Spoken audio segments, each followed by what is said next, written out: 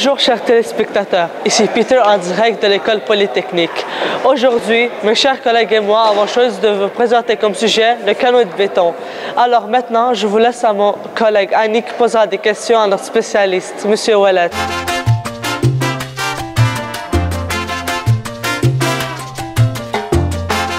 Bonjour Monsieur Ouellet. Bonjour Annie. Je vais vous poser quelques questions parce qu'on aimerait en savoir un peu plus sur le canoë de béton. Pas de problème.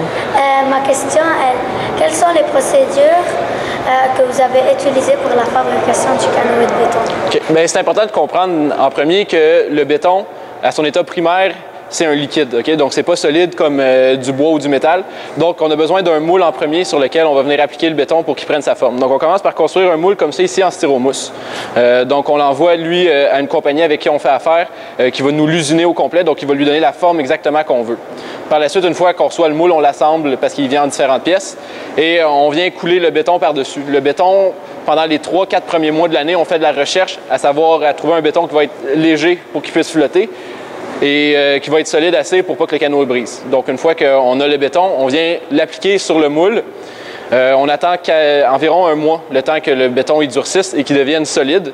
Et ensuite, on peut le démouler. Donc, tout ce qui est en styromousse ici va partir. Il va rester juste la partie bétonnée. À ce moment-là, ce qu'on vient faire, c'est le sabler pour enlever les imperfections. On vient rajouter une mince couche, comme ici on voit, de béton blanc, qui va nous permettre après ça d'aller appliquer la peinture qu'on voit ici pour faire la finition par-dessus, sur laquelle on vient appliquer un scellant puis qu'on vient poncer après pour le donner le fini qui brille.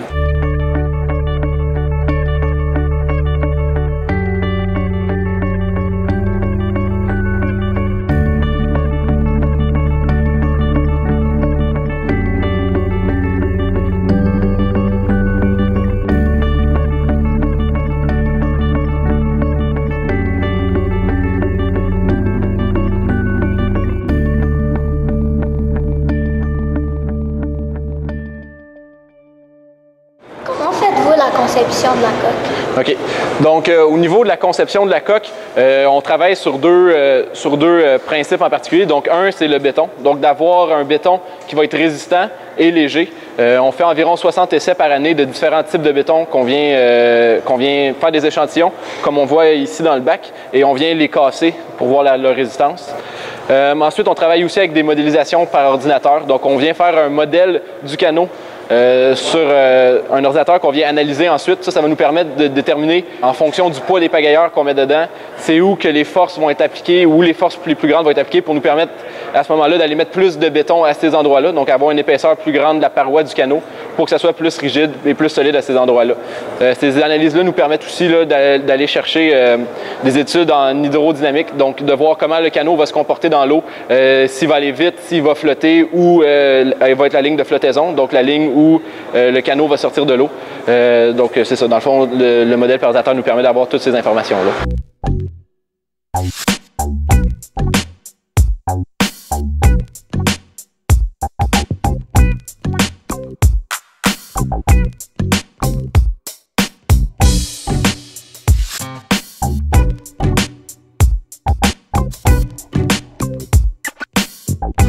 Comment le canoë de béton fonctionne sur l'eau?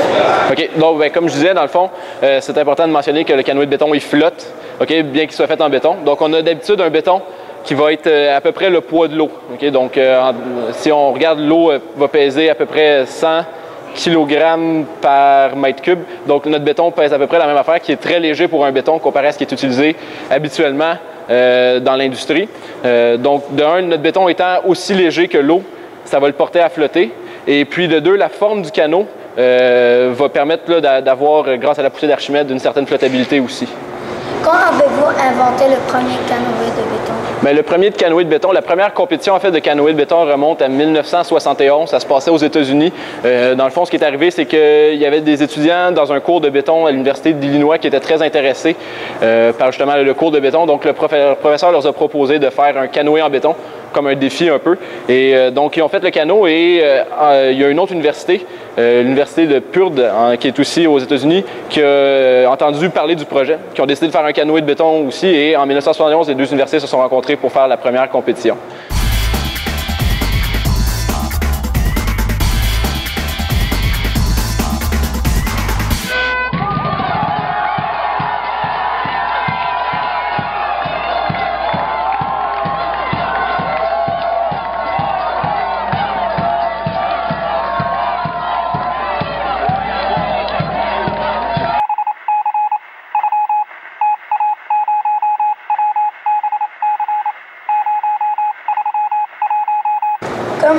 ici, c'est ce qu'ils prend pour faire le canoë de béton. Oui, c'est ça. Dans le fond, on voit ici un peu là, les différents agrégats qu'on utilise. Donc, dans le fond, dans le béton, il y a deux choses. Il y a le ciment qui sert de colle et les agrégats qui sont collés par le ciment qui vont donner la solidité au béton. Donc, ici, on voit, là, on a quelques-uns des agrégats qu'on utilise. Afin de rendre notre béton plus léger que l'eau, on va utiliser des agrégats qui sont des billes avec du vide dans le milieu. Donc, ça va donner une certaine rigidité, une certaine solidité à notre mélange tout en étant léger.